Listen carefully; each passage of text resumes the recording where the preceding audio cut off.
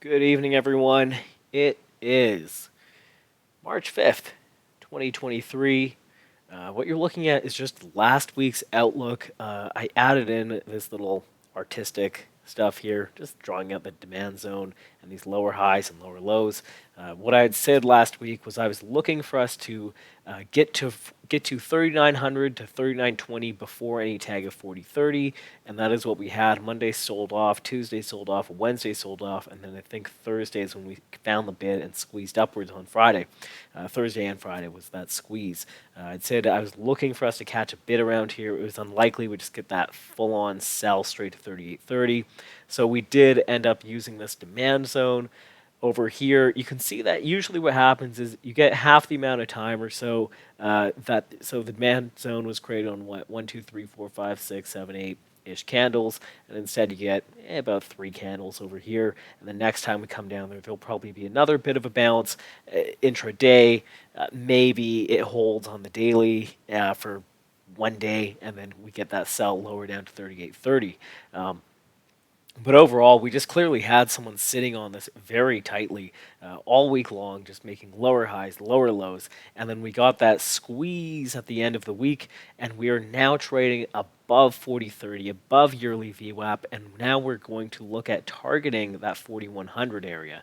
So, and that's what I was looking for. I'd said that I was looking for a bid somewhere here, get up to 4030, and then decide if we're going to clean up this 4100 area. So now let's go into what I'm looking for this coming week. So I've modified the chart just slightly. I've lowered down the pivot area, but we are looking still at the same zones overall. Now this is quite a news-heavy week. We've got Powell testifying on Tuesday. Let me just open that up on another screen, make sure I'm getting this all correct. Yes, Monday we are clear. We are in the clear. Tuesday we do have Powell testifying about 10 o'clock. Wednesday, he testifies again, and you do, NQ. Wednesday, you do have non-farm employment change. You do have JOLTS on Wednesday as well, and you got the beige book. So Wednesday might just be a full-on no-trade session for me. Thursday, unemployment numbers pre-market. You've got a less important FOMC member, Barr speaking. Friday, you've got news hitting the tape, pre-market, average hourly earnings month over month, non-farm employment change, and unemployment rate all on Friday. So quite a news-heavy week, and we've kind of once again we find ourselves in a pivotal area, right? Let's go into a higher time frame chart for a second. Are we going to come back into this distributive balance, or are we going to reject around here and then come back below that 4030 where we did that January volume, come below there, come below that yearly VWAP, get back into that 3975 area where we have that whatever it is, the monthly close, the monthly open, all sorts of stuff, the 2022 point of control, get into that 3970 area? Are we going to get into there, and then are we going to break this pivot and come into that lower low of the year? Actually, yeah, the open of the year, the low of the year, all that stuff around 3800s. So that's what I'm looking at this week. And given that it's so news heavy, I'm not going to be looking to make any bold predictions this week. I'm going to really just be focusing on taking this day by day. Are we going to close the gap at 4098? Because we are sandwiched between two gaps now. There is a gap open on the RTH around 4098.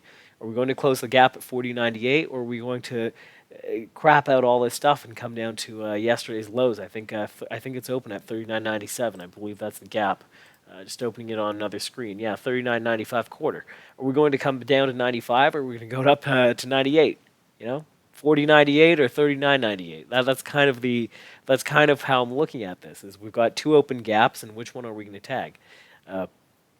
So that's how I'm mostly looking at this. Are we going to get this clean up to 4100, that gap close, and sort of this balance area here? Are we going to come into here? Are we going to come into that point of control from this balance around 4128, I believe?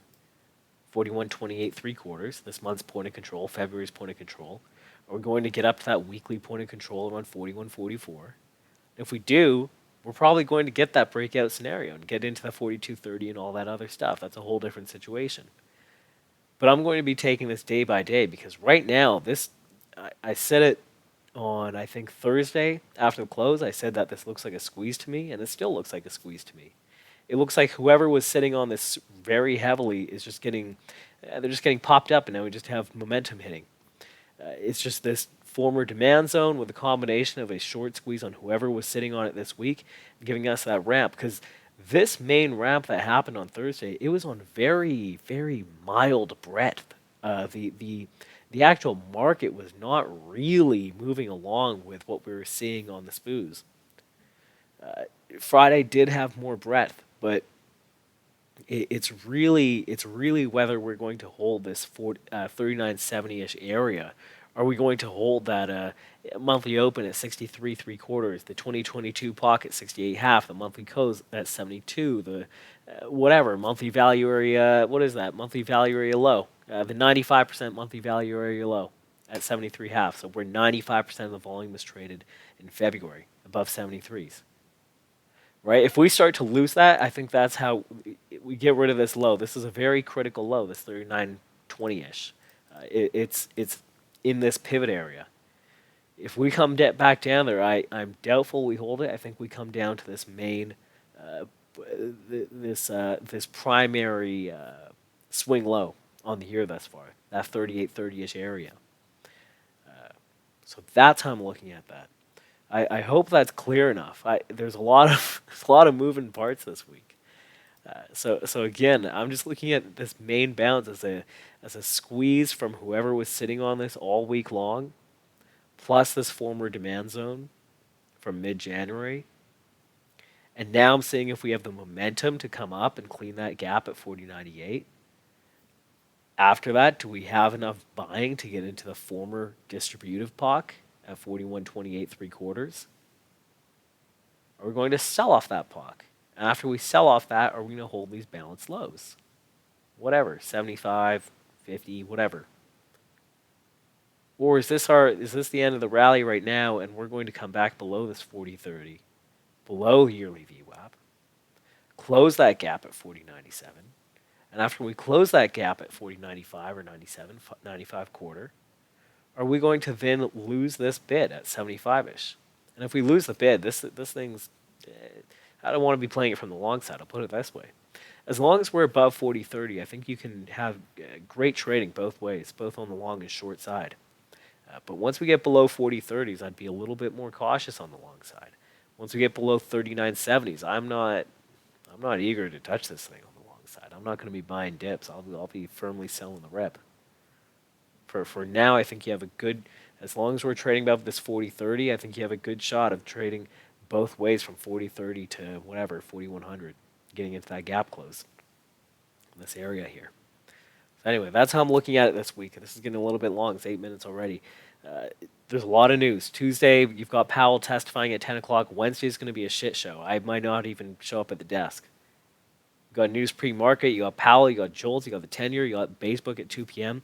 This thing's probably going to end up being just chop mode from 11:30 onwards.